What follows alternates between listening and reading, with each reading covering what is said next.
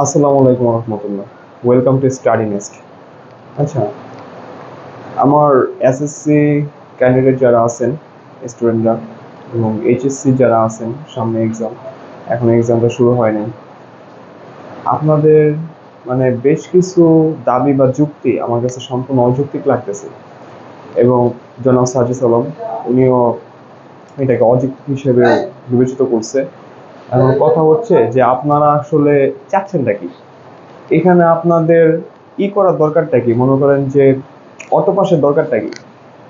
একটা ছাত্র তখনই অটোপাস দরকার যখন সে সারা বছর লেখাপড়া করতে পারে নাই, কোনো কিছুই হয় নাই, সেই ক্ষেত্রে অটোপাস দরকার। আপনাদের সমস্যা কি?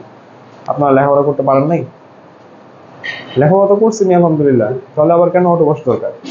আচ্ছা, এখন আরেকটা কথা হচ্ছে যে আপনারা এই কি বলে যে চাচ্ছেন যে পরীক্ষা দিবেন না।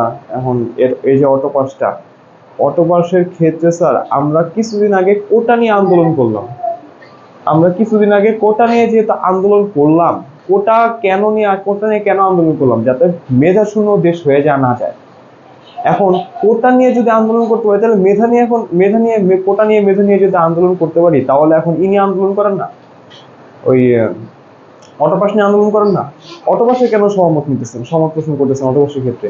অটোপাসের কোটা তো সেমই স্যার, উল্টা অটোপাস আরো আমাদের জীবন আরো ক্ষতি করতেছে। কোটা তো লেখাপড়ার শেষে যে আমরা চাকরির জন্য কোটা বা ভার্সিটি ভর্তি হওয়ার জন্য কোটা, বাট আপনার তো বর্তমানে আপনার যে শিকড়টা আছে, শিকড়টাই তো আপনার পচে যাইতেছে।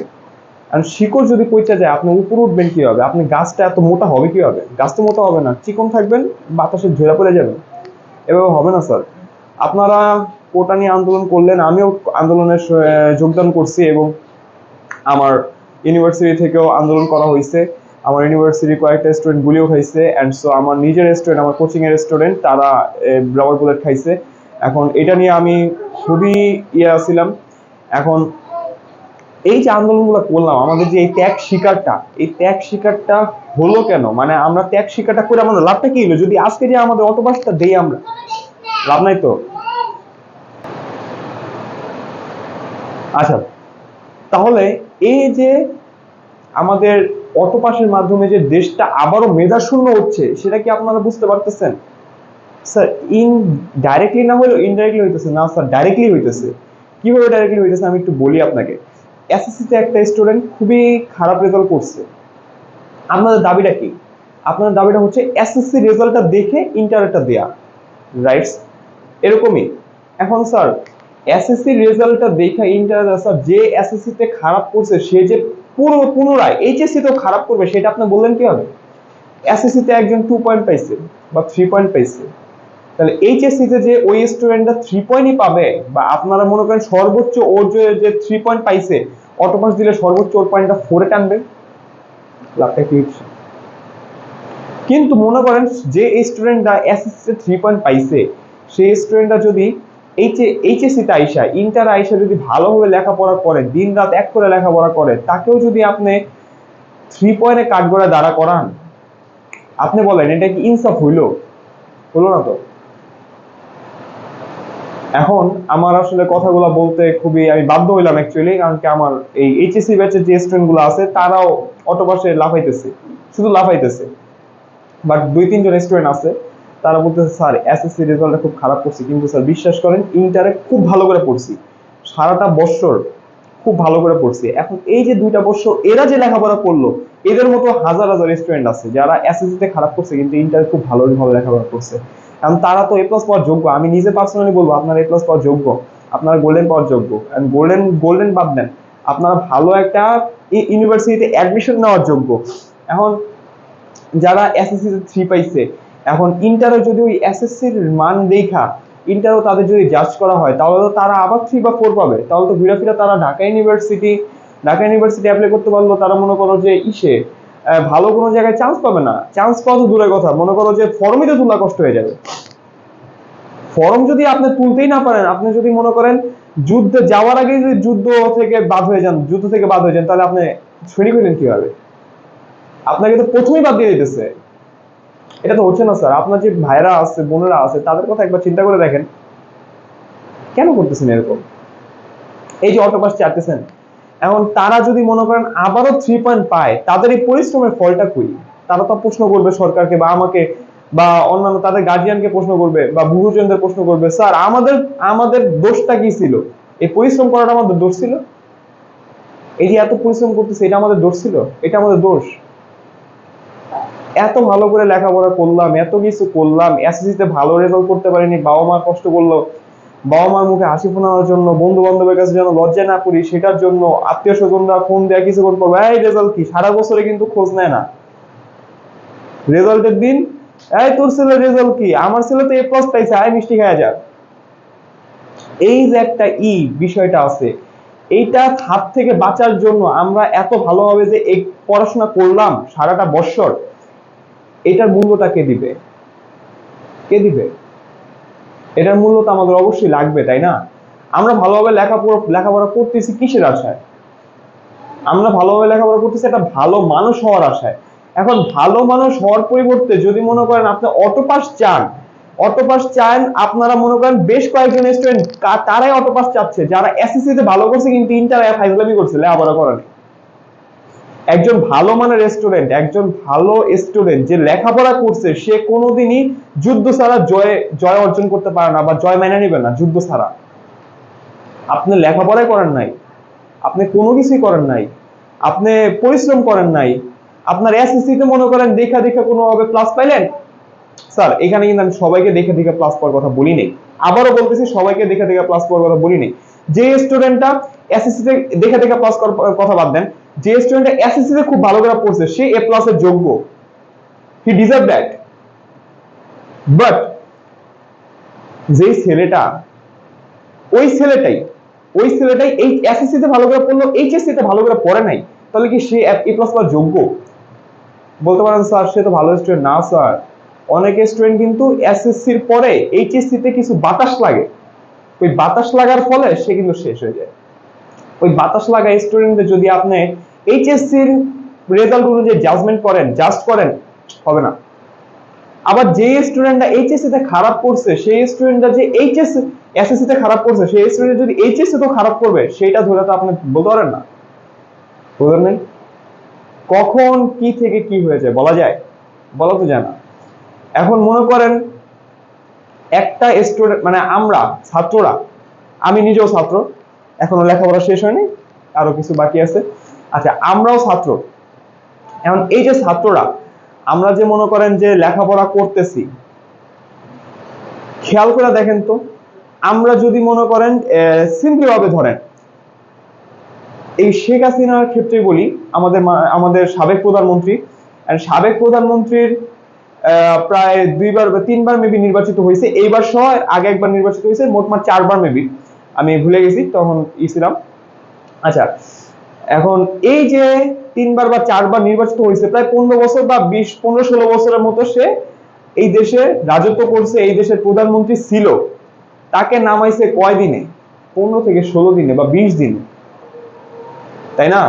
15 তারিখ থেকে আন্দোলন শুরু হয়েছে, 16 তারিখ থেকে আন্দোলন শুরু হয়েছে কঠোরভাবে, কার্যকর দিচ্ছে, হ্যাঁ সেই হিসাবে 5 তারিখে যদি দেশ স্বাধীন হয় তাহলে 20 দিন।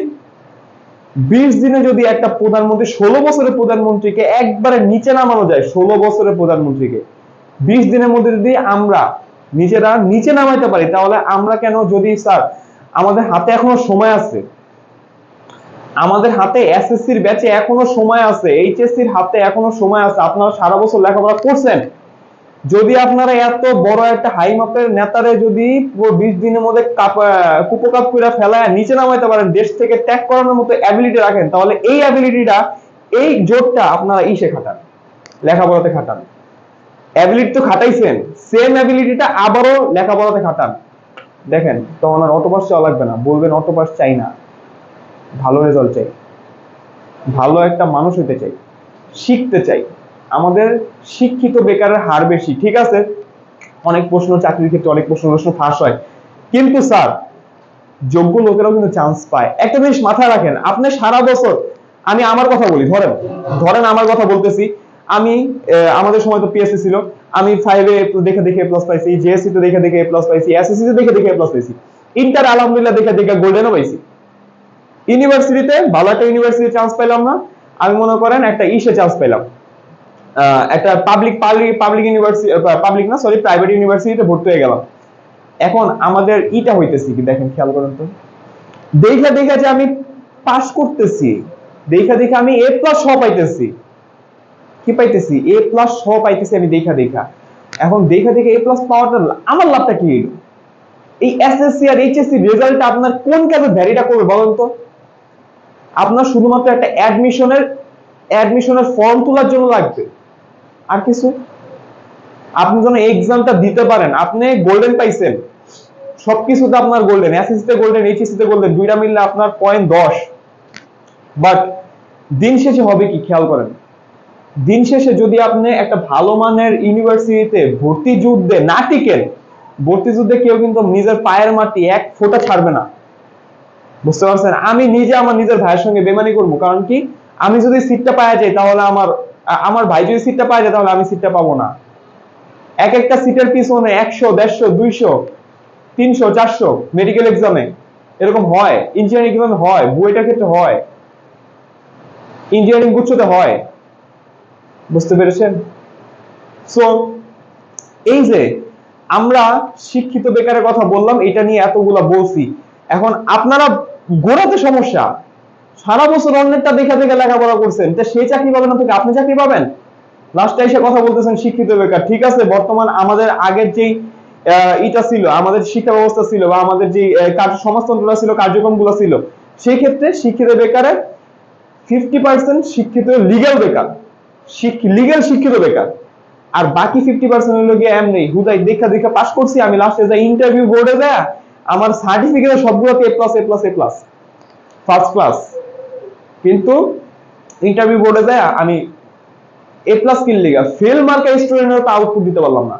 আমার ইনপুট দেখাইতেছে আমার এ প্লাস, পরীক্ষার হলে দেখাইতেছে আমার এ প্লাস, কিন্তু আমি আউটপুট দিতে পাইতেছি না ফেল মার্কা স্টুডেন্ট। আমি বলি 0 পায়ও মানুষে ফেল করে, 32 পায়ও ফেল করে, এন্ড 0 ফেল আর 32 এর ফেল কিন্তু আপনি সেম ক্যাটাগরিতে ধরতে পারবেন না, কারণ কি যে 32 পাইছে সে কিছুটা হলেও চেষ্টা করছে, আর যে যে 0 পাইছে সে তো মনে করেন যে কি বলবো, আর কিছু বলার নাই। ঠিক আছে, যারা লিগেলি 50% এর মতো আছে, আমি ভাবছি, আমি একটু কিছুটা ক্যালকুলেশন করে দেখছি, 50% এর মতো ইলিগালি বেকার আছে, শিক্ষিত ইলিগালি বেকার। সারা জীবন দেখা দেখা দেখা দেখা পাস করছো তুমি, দেখা দেখা পাসটা কইরা তারপর যা এখন কি হইছে, দেখা দেখা পাস করছো, আরে সমাজ আমারে নাম দিতেছে আমি গোল্ডেন এ প্লাস পাইছি, এই নাম দিতেছে গোল্ডেন এ প্লাস। আরে ভাই, সমাজ তোরে নাম দিতেছে গোল্ডেন এ প্লাস পাইছস, এইটাতে গোল্ডেন এ প্লাস পাইছস, ওইটাতে গোল্ডেন এ প্লাস পাইছস, লাভটা কি তুই আমারে বলতো? তো লাভটা হইতেছে কি? এই যে লাভটি হইতেছে, আমার একটা লাভ দেখা, স্যার আমি খালি নাম কামাইছি, নাম কামাইতেছিস তুই? ভালো একটা ইউনিভার্সিটিতে চান্স যদি না পাস, ভালো একটা জব যদি করতে না পারিস, ভালো একটা উদ্যোক্তা যদি না হইতে পারিস, মেইন কথা টাকা যদি পকেটে তোর না থাকে, তখন যে কেউ নামবো না, তখন যে ওই যে ভালো সার্টিফিকেট গুলো আছে না, এগুলো তোর মন চাইবো যে এদের কি করবো, এদের শুদ্ধ 10 হাত মাটি নিচে জায়গা, বুঝতে পারছিস? তুই তুই করে বলে ফেললাম, আসলে মানে নিজের ইটা আর কন্ট্রোল করতে পারতেছি না। এই জিনিসটা আমাদের শিক্ষা ব্যবস্থা, আমাদের চাকরির যে সিস্টেমটা, বিসিএস পরীক্ষার কোশ্চেন সব ফাঁস হচ্ছে এখন, এগুলা খুবই দুঃখনীয়, দুঃখজনক। এখন এই জিনিসগুলো আমাদের আশা করি ইনশাল্লাহ এখন চেঞ্জ হবে বর্তমান সময়ে। কিন্তু কিন্তু আপনারা যদি এখনো ওই আগের আশা কইরা বইসা থাকেন, হবে না স্যার। প্রধানমন্ত্রী চেঞ্জ করছেন, নিজেকেও চেঞ্জ করেন, নিজের যে পুরনো বদ অভ্যাস গুলো আছে সেগুলো চেঞ্জ করেন, অটোপাসের আশা ভুলে যান, ভালোভাবে লেখাপড়া করেন। আইমান সাদিক স্যারের একটা আছে, সুখে থাকার মন্ত্র একটা দেখছিলাম আমি, অনেকদিন আগেই দেখছি, হয়তো 1-1.5 বছর হয়েছে, আমি ভুলে গেছি আনুমানিক। সুখে থাকার মন্ত্র, সে তার কথাতে কিন্তু বলছিল যে একটা রাজা মনে করেন প্রত্যেকদিন যাওয়া আসা করছে, দেখে যে একটা কৃষক খুবই সুখী, দিন আনে দিন খায়, খুবই সুখী, কৃষক বা দিনমজুর আর কি, ভুলে গেছি, এখন খুবই সুখী। এখন এই যে সুখটা, রাজা মন্ত্রীকে প্রশ্ন করলো যে হে মন্ত্রী, আমার রাজ্যের একজন কৃষক, সামান্য কৃষক, যার কোনো অর্থ টাকা পয়সা নাই, সে যদি এত সুখে থাকতে পারে, খুশি থাকতে পারে, তা আমার এত কিছু থাকার পর আমি কেন খুশি না, সুখী না? মন্ত্রী বলছিল যে হুজুর, মহারাজ আপনি কি দেখবেন তাকে অসুখী করার উপায়? আমি বলছে দেখাও। পরবর্তী দিন ওই যে ওই দিনমজুর আছে না, দিনমজুরের বাড়ির সামনে, আগে তো স্বর্ণ মুদ্রা চলতো, বাড়ির সামনে একটা একটা স্বর্ণ মুদ্রার থলি রেখে আসছে, যেটার মধ্যে স্বর্ণ মুদ্রা ছিল বেশ কিছু। ওই কৃষক বা দিনমজুর সে স্বর্ণ মুদ্রা সকালবেলা পায় খুবই খুশি। আর আমি তো বড়লোক হয়ে গেলাম। এখন স্বর্ণ মুদ্রা গুইনা গুইনা দেখা যাচ্ছে 99টা, আরে হাজারবার গুনছে যে 99টা, কি ব্যাপার 100টা মিলে না কেন? ওই যে একটা স্বর্ণ মুদ্রা মিলানোর জন্য ওই দিন রাত পরিশ্রম করা শুরু করছে, ওর জীবন থেকে সুখ শেষ। পরে পরে যায় ওই মন্ত্রী রাজা কাইনা দেখায়, দেখেন হুজুর এখন কি উনি সুখী আছে? না, সুখী নাই। কেন স্যার? আমরা অল্পতে তুষ্টি, যে কথাটা বলে, আমরা অল্পতে সন্তুষ্ট হইতে পারি না। বিষয়টা এটাই, অল্প যদি আমরা সন্তুষ্ট হইতে পারি তাহলে মনে করেন আমাদের সুখে থাকাটা অনেক সহজ হয়ে যাবে। আপনার কাছে নরমালি অনেকে এখন বড় বড় বেশ কিছু আমাদের বয়সে যে ইগুলো আছে তাদের চাহিদা কি কি আছে, আমাদের এই চাহিদা থেকে যদি আমরা মনে করেন যে বের হয়ে আইসা আমাদের নিজেদের কাছে যা আছে সেগুলো যদি আমরা করতে পারি, আমাদের নিজেদের কাছে যা আছে সেগুলো নিয়ে যদি আমরা ওই যে একটু আগে বললাম অল্পতে তুষ্টি, এটাই যদি আমরা মনে করেন অ্যাপ্রুভ করতে পারি, আমাদের গ্রহণ করতে পারি বা আমরা মাইনে নিতে পারি, তাহলে মনে করেন আমাদের জন্য লাইফটা আরো ইজি হয়ে যাবে।